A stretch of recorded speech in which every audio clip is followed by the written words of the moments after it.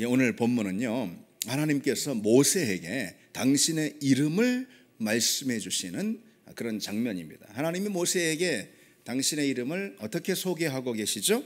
어떻게 해요? 나는 스스로 있는 자이니라. 영어 성경은 I am who I am, I am that I am 이렇게 번역하고 있습니다. 스스로 있는 자, 하나님이 직접 당신의 이름을 소개해 주신 그 이름, 스스로 있는 자, 혹은 I am who I am, 이게 무슨 뜻입니까? 쉽게 설명해서 다른 어떤 존재나 어떤 다른 것에 기대거나 의존하지 않고 스스로 완전하고 독립적으로 계시는 그런 존재다, 이런 뜻입니다. 여러분, 어렵습니까? 존재하는 그 기반과 원인이 당신 자신에게 비롯된 것이지 다른 어떤 것에 근거하고 있지 않다, 이런 뜻입니다. 하나님은 그래서 스스로 완전히 충족하신 분이고 스스로 완전히 독립적이고 자립하시는 그런 분입니다. 따라서 하나님은 누구의 도움과 영향도 필요 없고 거기에 의존하는 분이 아니라는 것이죠. 하나님은 그분 자신이 스스로 빛이 되시고 스스로 생명이 되십니다. 그리고 그 생명과 빛은 다른 모든 피조 세계를 지탱하는 그런 원천이 됩니다. 그게 바로 하나님이 스스로 계신다라는, 스스로 계시는 분이라는 그런 의미입니다. 다른 말로 스스로 계시다라는 것은 오늘 말씀의 제목처럼 자존하시다, 이런 뜻입니다. 자존하시는 하나님. 종교개혁자 존 깔뱅은요, 하나님의 속성 가운데 영원성과 자존성보다 더 하나님을 특징 주어지는 속성은 없다, 그렇게 말했습니다. 영원성과 자존성, 우리 영원하신 하나님에 대해서는 일전에 살펴봤죠. 하나님의 이 속성이라고 그랬는데, 속성이라는 건 뭐냐면은 하나님의 하나님 되심의 그 특징, 그게 바로 이 하나님의 속성, 그럽니다. 하나님께는 많은 속성이 있죠. 어떤 속성이 있습니까? 예를 들어 하나님은 전능하신 분이시고, 하나님은 완전하신 분이고, 하나님은 섭리하시는 분이고, 하나님은 또 사랑의 하나님이고, 하나님은 또 신실하신 하나님이고, 하나님은 거룩하신 하나님이고 등등 여러 하나님의 속성들이 이렇게 있다, 이 말이죠. 그런데 그 어떤 하나님의 속성보다도 스스로 계시는 하나님, 다시 말해서 자존하시는 하나님, 그보다도 하나님의 특징을 더 분명하게 보여주는 그런 특징은 없다, 그런 이야기입니다. 하나님은 그 어떤 분이기 전에 바로 자존하시는 분이다, 이런 이야기입니다. 여러분, 우리가 하나님을 믿잖아요. 우리가 하나님을 믿잖아요. 예. 근데 우리가 믿는 하나님이 어떤 분인지 성경이 많이 가르쳐주고 있습니다. 우리가 믿는 하나님이 어떤 분인지 우리는 성경을 통해서 분명히 알아야 하지 않겠습니까? 그래야 제대로 믿을 수가 있는 거죠. 그래야 우리 신앙생활이 제대로 될 수 있는 거 아니겠습니까? 어쨌든 성경이 그 어떤 하나님에 대해서보다도 바로 자존하시는 하나님에 대해서 우리에게 말씀해주고 있다는 거예요. 그래서 가장 권위 있는 기독교 신앙 고백서로 알려진 16세기에 기록된 웨스트민스터 신앙 고백이라고 있습니다. 이 웨스트민스터 신앙 고백에서 하나님에 대해 이렇게 설명하고 있습니다. 한번 들어보십시오.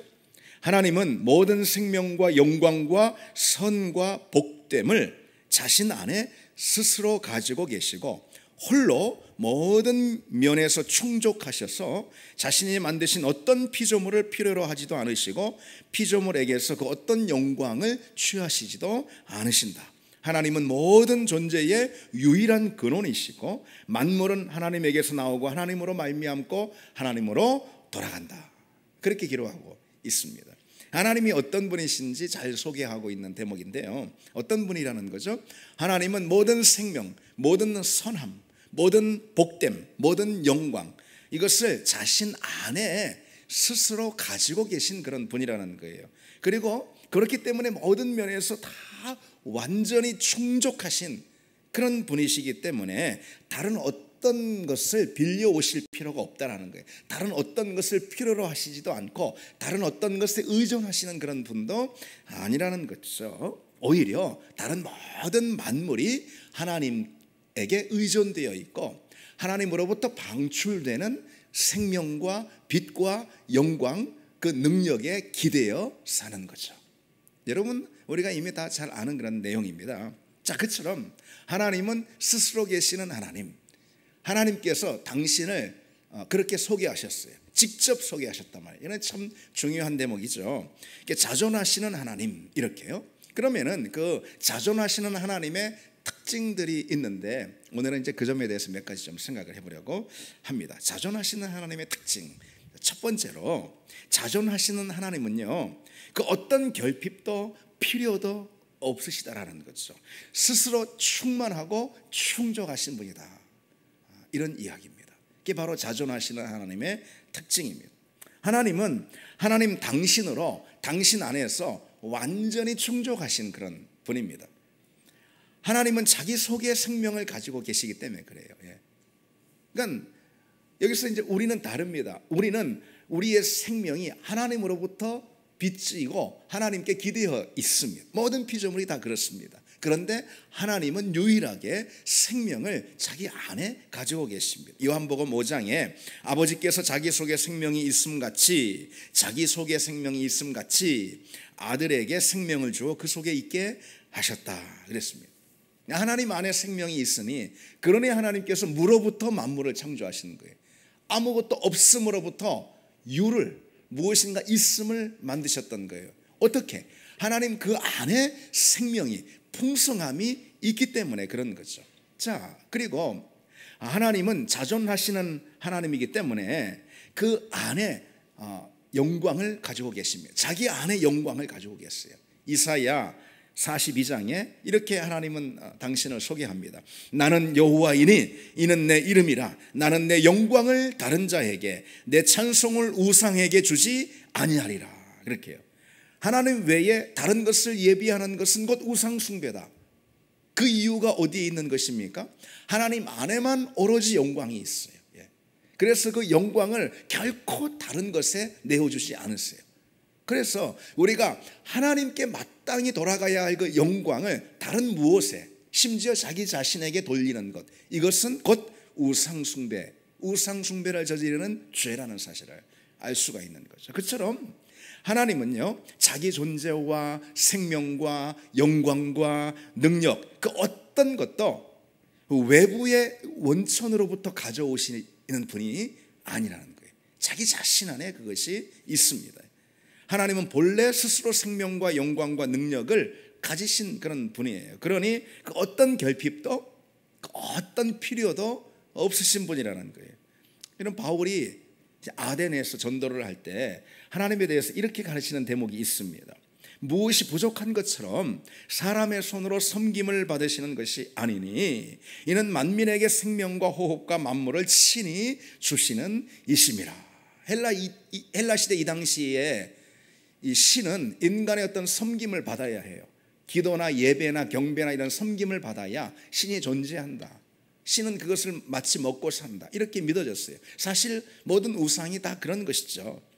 그러나 하나님은 무엇이 부족한 것처럼 우리의 섬김을 받아서 존재하는 그런 분이 아니라는 거죠. 오히려 하나님은 만민에게 당신 안에 있는 그 풍성한 생명과 그리고 또 은혜와 선물들을 나누어 주시는 그런 분이고, 만물은 그것에 기대어 의존해서 존재한다, 이겁니다. 하나님은 다른 우상들처럼 우리가 무엇을 드려야지 그것으로 존재한 분이 아닙니다. 따라서 여러분, 예배에 대해서 우리는 이런 메시지를 기억할 필요가 있습니다. 예배가 무엇입니까? 하나님의 필요를 충족해 드리는 그런 자리가 결코 아니라는 거죠. 예배도 또 기도도 순종도 헌신도 우리 자신을 하나님 앞에 온전히 쪼개어 드리는 그 어떤 헌신이 되었다 하더라도 그 무엇도 하나님의 하나님 되심에 대해서 보태는 행위가 절대 아니라는 것입니다.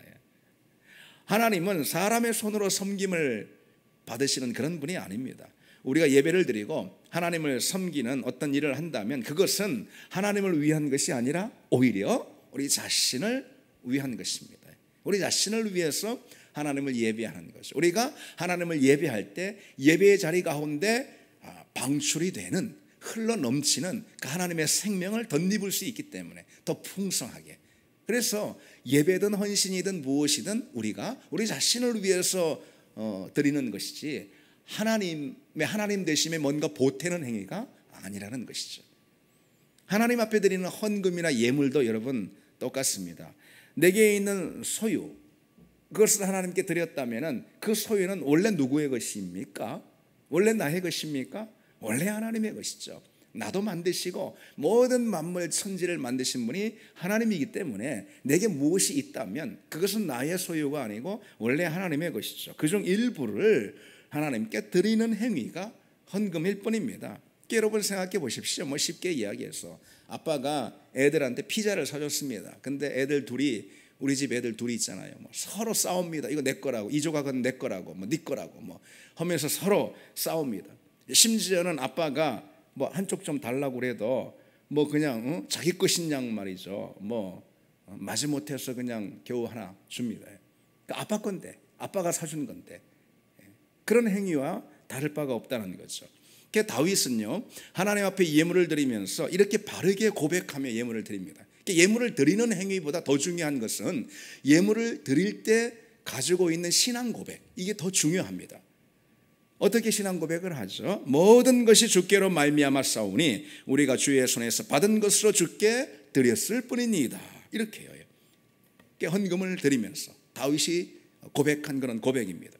우리가 무엇인가 하나님께 드릴 때 우리는 잊지 말아야 한다는 거죠. 우리가 드린 그것이 어디로부터 온 것인지, 누가 준 것인지, 많이 드렸다면 많이 드릴 수 있게 주신 분이, 많이 주신 분이 누구인지, 풍족히 우리가 드렸다면 풍족히 드릴 수 있을 만큼 풍족히 채워주신 분이 과연 누구이신지 우리는 그걸 기억해야 하는 거죠.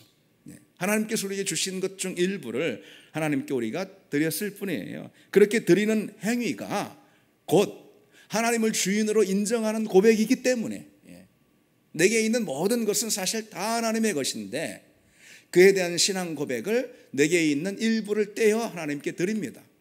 그러니까 하나님을 주인으로 모시는 그런 신앙 고백, 이것이 바로 헌금이기 때문에 우리는 헌금을 할 뿐입니다. 그리고 우리가 그처럼 예배나 헌금이나 섬김이나 헌신이나 이런 걸 통해서 하나님의 하나님 되심을 인정하고 고백할 때, 물론 그렇게 인정하고 고백한다고 하나님이 하나님 되시는 것은 아니지만 우리는 그분의 피조물로서 마땅히 그렇게 인정하고 고백해야 하는데, 그럴 때에 또 우리는 진정 하나님의 자녀로서 살 수가 있는 것입니다. 그러니 결국은 무엇을 우리가 하나님께 드리든 그것은 곧 우리 자신을 위한 것이다. 내가 하나님께 속했습니다. 난 하나님의 자녀입니다. 하나님께로부터 내게 모든 것이 옵니다. 이런 고백을 하나님께 드리니, 그러니 그 고백한 그대로 하나님의 은혜를 누리는 삶을 살 수가 있는 거 아니겠습니까? 그래서 사실 우리가 무엇을 드리든 그것은 우리 자신을 위한 것이다. 하나님은 다만 홀로 충족하신 분이다. 하나님은 다만 홀로 충만하신 분이다. 어떤 결핍도 어떤 필요도 그분께는 없습니다. 하나님은 하나님 당신으로 당신 안에서 완전히 충족하신 그런 분입니다. 그러나 피조물은 그렇지 않아요. 모든 존재에는 결핍이 있습니다. 여러분, 결핍이 있지 않아요? 모든 존재는 결핍이 있습니다. 밥 한 끼만 굶어도 내가 스스로 존재할 수 없는 존재임을 분명하게 압니다. 모든 존재에게는 결핍이 있어요. 자기 존재를 지탱하기 위한 무엇인가 필요해요. 그중 가장 우선적이고 가장 중요한 분이 누구죠? 자기 존재를 지탱하기 위해 필요한 그 무엇? 다른 어떤 것보다도 하나님이죠. 하나님이 없인 우리는 있을 수가 없습니다. 그래서 우리가 모든 것을 충족하신, 모든 것에 충만하신, 모든 생명, 모든 능력, 모든 것을 충족히 가지고 계신 그 하나님, 하나님 그 안에서 온전하신 그 하나님, 그 하나님께 우리가 기댈 때, 그 하나님의 품에 있을 때 우리는 비로소 부족함이 없습니다라는 고백을 할 수 있는 것입니다. 여러분, 재물이 많으면은, 지금보다 더 건강하면은, 아니면은 그 어떤 것이 더 많으면은, 원하는 성공을 우리가 더 많이 거두면은, 그러면은 부족함이 없겠다라고 고백할 수 있겠습니까? 그렇지 않은 것도 아시지 않습니까? 우리가 다윗의 시편 23편의 고백처럼 내게 부족함이 없습니다. 이것은 내가 더 원할 것이 없습니다. 이런 뜻인데 내게 부족함이 없습니다라는 그 마침표는 언제 찍을 수가 있는가? 내가 하나님 안에 온전히 거할 때. 왜? 그 하나님은 스스로 충족하신 분이니까. 모든 것을 그 안에 다 갖고 계신 분이니 어떤 결핍도 필요도 없으신 분이니 우리가 그분 안에 거할 때 비로소 내게 부족함이 없습니다라는 신앙 고백의 마침표를 찍을 수가 있는 것입니다. 여러분, 그런 우리 믿음이 되기를 바랍니다.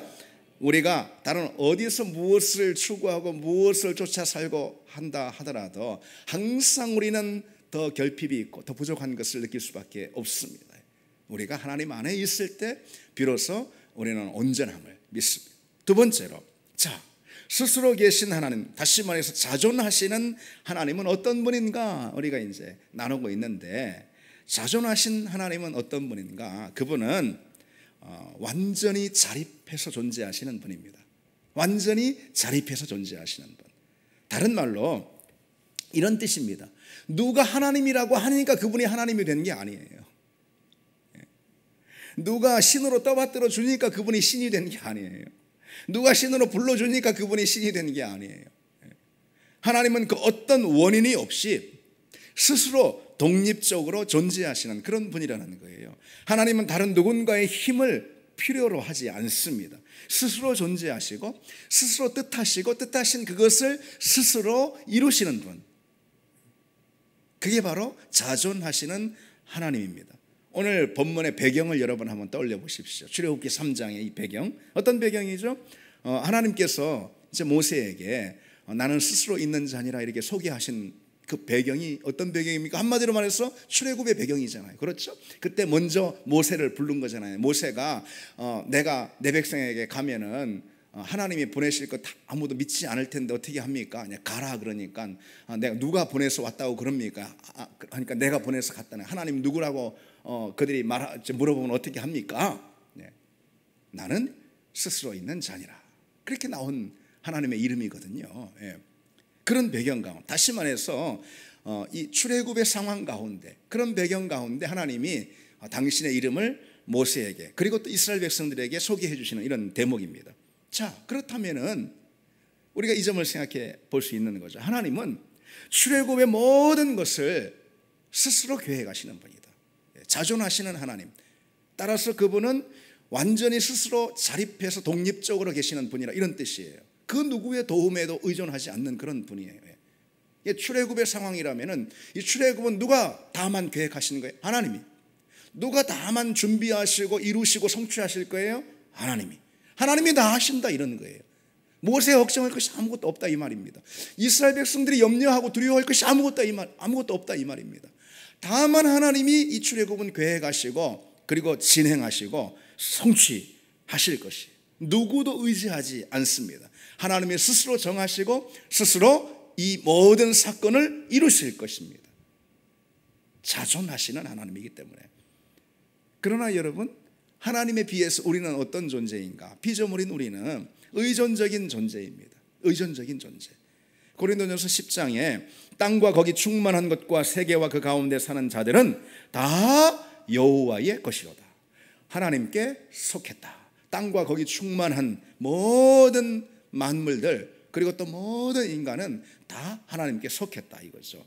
세상의 모든 것들은 하나님께 속해 있다 이런 뜻입니다. 곧 하나님 없이 독립적으로 존재할 수 있는 그런 존재가 아니다. 다 하나님께 의존해 있는 존재다 이런 뜻이에요. 그래서 사도행전 17장에 우리가 그를 힘입어 살며 기동하며 존재하느니라 이렇게 가르쳐주고 있는 거예요. 우리는 우리 스스로 사는 존재가 아니라는 거예요. 내가 원하는 대로 내가 뜻하는 대로 사는 그런 존재도 아니라는 것입니다. 내가 스스로 또 자립해서 사는 그런 존재가 아니라는 거예요. 우리는 다만 그를 힘입어, 하나님을 힘입어 살고 기동하고 존재하는 그런 존재입니다. 하나님을 인정하지 않는 사람들은 어떨까? 물론 그들도 하나님을 힘입어 살기는 마찬가지인 것입니다. 그 사실을 인정하지 않을 뿐이지. 하나님은 의인이나 악인이나 가리지 않고 햇볕과 비를 내려주신다고 그랬잖아요. 당연한 말이지만은 하나님을 인정하지 않는 자들도 하나님이 계시기 때문에 존재하는 것입니다. 하나님이 주신 그 마음과 그 입술로 하나님을 부정할 뿐인 것이죠. 그래서 여러분, 하나님 없이 존재할 사람 아무도 없다. 따라서 그 사실을 알고 고백하고 예배하는 사람이 정직한 사람들인 거예요. 자기 혼자 스스로 존재하는 양, 자기 혼자 세상에 나온 양, 자기 혼자 세상을 살아가는 양, 그건 거짓인 것입니다.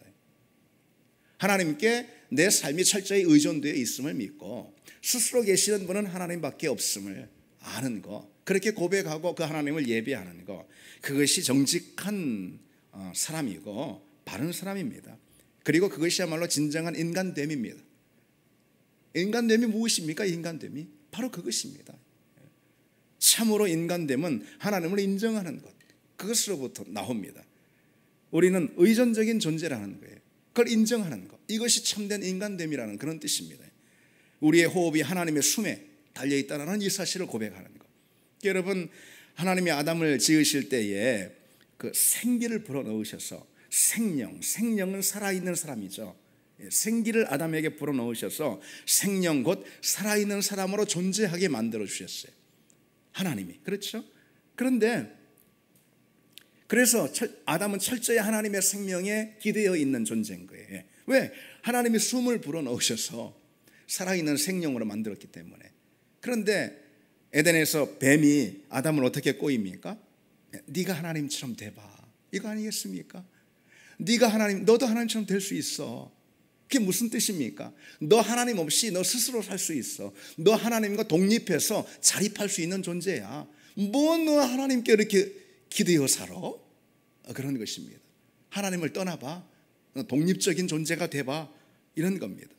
아담이 그 말에 넘어갔잖아요. 그렇죠? 여러분, 세상이 우리를 꼬이는 말이 똑같은데 그 말처럼 여러분 우리에게 혹하는 말도 없습니다. 그렇잖아요. 그래서 다 누구든 하나님이 되고 싶은 거예요. 그래서 스스로 자립하고 독립하는 존재가 되고 싶은 거예요. 자녀가 부모를 떠나는 그런 독립, 그런 건 말고 자녀는 떠나보내야죠. 근데 인간이 하나님 없이, 창조주인 하나님 없이 스스로 살 수 있다라는 그런 생각, 그건 우상인 것, 자기 우상을 섬기는 것입니다. 그리고 그것을 증명이라도 하려고 다 모든 것을 자기 혼자 살 수 있는 것으로 갖추려고 하는 거잖아요. 돈이면 돈, 건강이면 건강, 관계면 관계, 무엇이든 말이죠. 자기 왕국을 딱 만들려고 하는 것이죠. 봐, 나는 하나님 없이도 내 스스로 존재하는 자잖아, 이렇게. 뱀이 속인 것, 뱀이 아담을 유혹한 것이 바로 그거였습니다. 그러나 여러분, 그 뱀의 말은 거짓이었습니다. 거짓이었어요. 그리고 거짓에 넘어간 결과가 곧 타락이고 사망 아니겠습니까? 사망이 들어왔습니다. 하나님을 떠나 자립하려고 하다 보니, 독립하려 하다 보니, 그러니 하나님의 생명으로부터 끊어진 것이고, 하나님의 생명에서 끊어졌으니 사망이 들어온 거 아니겠습니까? 우리는 스스로 홀로 존재할 수 있는 사람이 아닙니다. 하나님을 떠나 독립적으로 내가 스스로 존재할 수가 없다, 이거죠. 그런 피조물은 그 어떤 것도 없습니다. 오직 하나님 안에 있을 때만 그 존재가 지탱이 됩니다. 그게 바로 피조물인 거죠. 그러면은 여러분, 그렇다면 믿음이 무엇일까요? 믿음은 철저한 의존성인 거예요. 믿음은 첫째도 의존, 둘째도 의존, 셋째도 의존. 믿음이 무엇이냐? 믿음은 철저한 의존성인 거예요. 하나님을 향한 의존성. 불신이 뭐냐? 불신은 독립성인 것입니다. 하나님으로부터 자립하려고 하는 것입니다. 그래서 스스로 살려고 하는 것입니다. 다시 말해서 자기가 하나님이 되려고 하는 태도입니다. 독립은 그래서 배반이고 반역인 것입니다. 왜? 우리는 하나님이 당신의 목적 가운데 창조가 된 그런 피조물이기 때문에. 그런데 그 목적을 벗어나려고 하는 행위가 곧 반역이고 배반인 것이죠. 그리고 그 결과가 무엇이죠? 죽음입니다. 죽음. 우리는 하나님 절대 의존적인 존재임을 여러분 기억하시기 바랍니다. 우리가 왜 예배에 나왔습니까? 많은 이유가 있죠. 우리가 왜 기도에 나왔습니까? 여러 다른 이유도 될 수 있죠. 그러나 어떤 것이 실은 가장 우선적인 이유이냐면, 내가 왜 예배에 나왔는가? 내가 왜 기도회 자리에 나왔는가? 나 홀로 살 수 없으니까. 하나님 없으면 난 못 사니까. 바로 그 고백인 거예요. 우리가 저 하나님 앞에 부르짖고 기도하는 그 이유도, 눈물 흘리며 무릎 꿇는 그 이유도 어떤 거냐? 주님, 나는 철저히 하나님 의존적인 존재, 나는 절대 하나님 의존적인 존재입니다. 하나님 없이 난 살 수 없습니다 라고 우리가 하나님 붙드는 그 자리가 기도인 것입니다. 왜 기도 안 하는가? 왜 예배를 내팽개쳐 버리는가? 스스로 하나님이 될 수 있다라고 믿는 그런 태도입니다. 전혀 과장이 아닙니다. 하나님을 향한 철저한 의존성이야말로 곧 믿음이고, 그러한 믿음이 진정한 능력을 우리에게 덧입게 합니다. 자기 무능을 고백하고 하나님만 의존하는 것이 믿음이고, 그 믿음에서 곧 능력이 나오는 것입니다. 내가 설 수 있는 능력이 나오는 거예요. 우리는 종종 내가 내 인생을 계획하고 또 주도하려고 합니다. 그러한 태도만큼 불신앙적인 태도가 없습니다. 하나님과 관계없이 내가 내 삶의 계획을 짜고 수립하고 진행하고 성취하려고 하는 그런 태도만큼 불신앙적인 태도는 없다 이거죠. 믿음이란 내 인생의 키를 하나님께 온전히 돌려드리는 그런 순종, 이것이 믿음이죠. 내 뜻을 꺾고 내 힘을 다 빼고 하나님께 모든 것을 맡기는 것, 이것이 하나님이 기뻐하시는 믿음이고, 피조물인 우리로서 마땅한, 너무나도 당연한 그런 태도이고, 곧 우리가 살 길임을 믿습니다. 우리가 살 길이 무엇입니까? 내 힘을 빼는 것입니다. 그리고 내 삶에서 자기 주도적인 그런 태도를 버리는 것입니다. 철저히 하나님을 의존하는 그런 태도, 이것이 내가 살 길입니다. 마지막 하나만 더 보실까요? 자, 스스로 계신 하나님, 곧 자존하시는 하나님, 그 하나님은 어떤 분이신가 우리가 살펴보고 있는데, 자기 충족적인 분이시다, 그리고 자립하신 분이다, 이렇게 말씀을 드렸어요. 마지막으로 하나님은 존재 그 자체가 목적이신 분인 거예요. 자존하신 하나님 안에서 우리는 어떤 메시지를 발견할 수 있냐면은, 하나님은 존재 그 자체가 존재의 목적인 분이에요. 하나님은 스스로 계신 분이라고 그랬잖아요. 그분이 존재하는 데에는 다른 목적이 있지 않다라는 그런 의미가 이 안에 있는 거예요. 하나님께는 존재 그 자체가 그냥 목적인 거예요. 존재하는 목적인 거예요. 따라서 우리는 하나님께 당신이 왜 존재하십니까? 라고 물을 수가 없어요. 하나님의 존재 가운데는 왜라는 게 없어요. 그래서 하나님의 이름이 오늘 뭐라고 되어 있습니까? I am who I am. 나는 존재하는 자다. 하나님의 이름을 당신이 스스로 밝히기를 I am who I am. 나는 존재하는 자야. 존재하는 분이야. 그게 하나님의 이름인 거예요. 존재하는 분. 따라서 존재 그 자체가 그분의 목적인 거예요. 그런 뜻입니다. 그러나 여러분, 피조물은 다릅니다. 피조물의 존재 목적은 하나님과 달라요. 피조물은 존재 그 자체가 목적이 아니에요. 피조물의 존재 목적이 아닙니다. 천만의 만만의 말씀, 그런 오해와 착각도 없습니다. 피조물은 다 저마다 존재하는 그 목적이 다 있어요. 그 목적대로 창조가 되었기 때문에 그렇습니다. 하나님은 누가 하나님을 만든 게 아니잖아요. 그렇잖아요. 어떤 무엇이 하나님을 만든 게 아니잖아요. 하나님은 스스로 존재한다고 그래서 말씀하시는 거예요. 하나님은 스스로 존재하셨고 존재하시고 영원히 존재하시는 그런 분이에요. 그러나 피조물은 만들어진 존재죠. 그렇죠? 누구로부터? 하나님으로부터 만들어진 존재입니다. 그리고 하나님이 그처럼 만드실 때, 우리를 만드실 때 각각의 고유의 목적을 두고 만드셨다는, 하나님이 그냥 심심해서 만드셨습니까? 시간 좀 떼어볼까 하고 만드셨습니까? 아닙니다. 하나님은 목적을 가지고 모든 각각의 피조물들을 만드셨고, 더더욱 우리 창조의 마지막에 만드신 우리 인간이 있죠. 더욱 분명한 목적을 가지고 만드셨어요. 따라서 피조물은요, 창조된 목적 그대로 사는 것이 존재의 이유입니다. 창조된 목적대로 살 때 그 인생의 의미가 있고, 그런 인생에 곧 가치가 있습니다. 다시 말해서 이렇게 설명할 수 있어요. 창조주에게는, 하나님에게는 존재 그 자체가 존재의 목적이에요. 피조물에게는 존재하는 목적이 다 따로 있습니다. 그 목적은 하나님이 만드실 때 주셨어요. 여러분 이해되셨죠? 여러분 참 중요한 이야기라고 생각됩니다. 예를 들어서 여러분 시계가 있다고 한번 생각을 해보세요. 그것을 통해서 우리는 두 가지를 알 수 있어요. 시계가 있다, 여기에.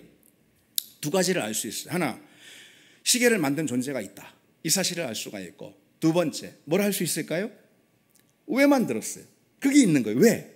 시계를 만든 목적이 있는 거예요. 시계가 딱 있을 때 우리는 그 두 가지 사실을 알게 됩니다. 시계는 왜 만들었을까요? 시간을 가리키기 위해서. 누가 만들었을까요? 만든 사람이 있는 거예요. 그리고 또 중요한 거, 만든 목적이 있습니다. 따라서 시계는 그 목적대로 존재할 때 시계로서의 의미가 있고 가치를 지니는 것입니다. 그렇죠, 여러분? 시계가 아무리 뭐 화려하고 삐까번쩍하고 뭐 금치장을 막 다 해놨다 하더라도 맨날 시간이 틀려. 시간을 가르치는데 늘 실패해.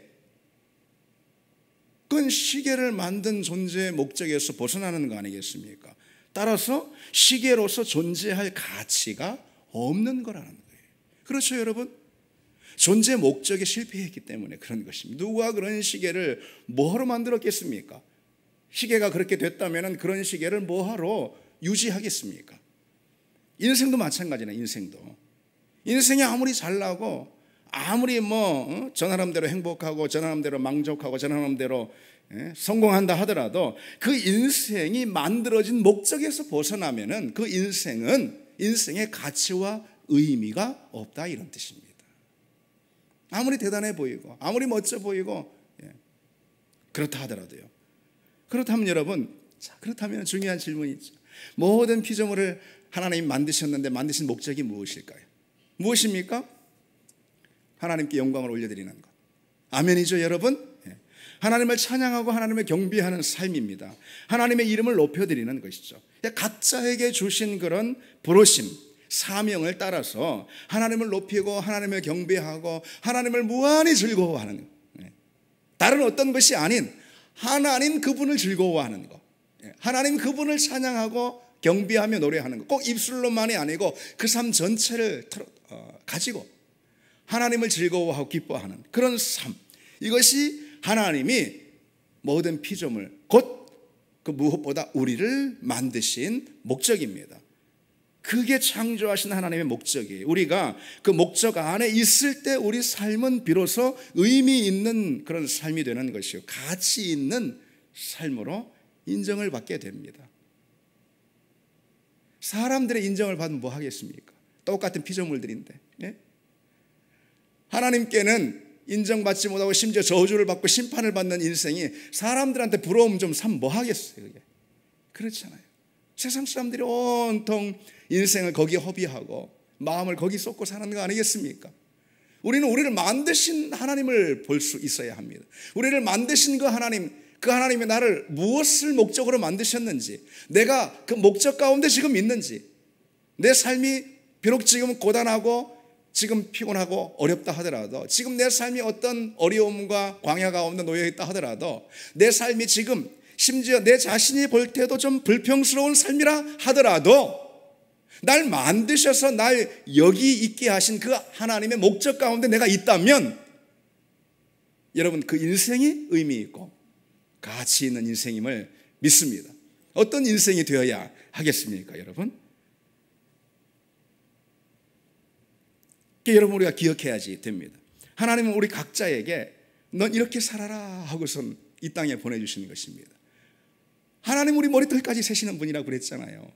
하나님이 저 무슨 별별, 우리가 볼 때는 사소하고 별 아닌 것까지 다 일일이 각각의 종류대로 창조하셨는데, 창세기 1장에 보면은 그렇잖아요. 그리고 우리를 창조하셨잖아요. 하나님과 함께 하나님의 형상으로. 그런데 하물며 우리를 이 땅에 보내실 때 우리 각자 한 사람 한 사람 이름을 부르시면서, 우리 이름을 각자 부르시면서 넌 이렇게 살아라, 아멘, 넌 이렇게 살아라 보내셨단 말이죠. 공부를 좀 못하면 어때요? 아빠들, 저를 비롯해서 반성해야 됩니다. 애들 꼭 공부 못하면 뭐 그냥 찌질이라고 하고, 너 뭐 때문에 이 세상 나왔냐고 하고, 너 왜 내 아들이 됐냐. 아니, 제가 그러는 게 아니고, 애들한테 복음을 줘야지. 그 복음이 뭡니까? 하나님이 널 이 땅에 보내신 건 분명 하나님의 선하고 아름다운 계획이 있을 거야. 너만의, 너 고유의 계획이 있을 거야. 그런 복음을 제가 그러고 있습니다. 그래야지 말이죠. 우리 모두도 다 마찬가지라는 것이죠. 이렇게 살아라, 그렇게요. 특별한 사랑을 담아서, 특별한 하나님의 정성을 담아서, 뜻을 담아서 너 이렇게 살아라 보내셨다 이 말이죠. 그 소명과 목적을 주시고, 따라서 그대로 사는 인생이 존귀한 인생이죠. 그렇죠. 그 인생이 참말로 가치 있는 인생이고 존귀한 인생입니다. 우리는 내 존재 자체로 존귀한 존재가 절대 아니에요. 그런 존재는 누구밖에 없다고요? 그 존재 자체로 존귀한 존재는 누구라고요? 하나님. 그 안에 모든 생명과 빛을 다 담고 충족하신 그런 분이기 때문에, 스스로 서신 분이기 때문에 그분은 존재하는 그 자체가 존재의 목적이에요. 그리고 존재하는 그 자체로 존귀한 거예요. 그분이 존재하셔야지 우리가 존재하니까. 그렇잖아요. 그러나 우리는 내가 있는 그 자체로 존귀하다 천만의 말씀, 그런 착각이 없습니다. 세상이 가르쳐주는, 그렇죠? 특별히 오늘날 이 시대가 가르쳐주는 그런 시대의 흐름 아니겠습니까? 너는 있는 그대로 존귀하다, 천만의 말씀입니다. 하나님과 동떨어져서 하나님과 관계없는 존재가 어떻게 존귀할 수가 있겠습니까? 그 인생이 세상에서 볼 땐 별 가치 있는 인생이라 하더라도 우리는 그걸 믿는 존재가 아닙니다, 여러분. 우리는 성경의 말씀을 믿는 사람들이지. 예. 우리는 내 존재 자체로 인해서 존귀한 존재가 아닙니다. 오직 하나님만이 그 존재 자체로 존귀하신 분이에요. 다른 모든 피조물, 우리를 포함해서 하나님이 창조하신 목적 안에 있을 때 비로소 존귀합니다. 그래서 여러분, 하나님이 내게 주신 목적, 나를 이 땅에 보내신 목적과 소명, 또 그 사명, 이것을 말씀을 통해서 다시 한번 점검하고, 그렇죠? 말씀을 통해서 다시 한번 우리가 분별할 수 있는 그런 삶이 되어야 할 줄 믿습니다. 자, 이제 말씀을 맺겠습니다. 자, 오늘 우리가 세 가지 내용을 살펴봤습니다. 우리는 스스로 충족하신 그 하나님 안에 있을 때 결핍이 없습니다. 또한 스스로 자립하신 하나님 안에 있을 때, 그 하나님을 의존할 때 우리는 든든히 우리 인생이 서게 됩니다. 그리고 하나님은 존재 자체가 존재의 목적이지만 우리 인생은 하나님이 주신 목적, 그 안에 있을 때 비로소 존귀해질 줄 믿습니다. 이 사실을 기억하시고 우리 같이 이 찬양 함께 하시겠습니다.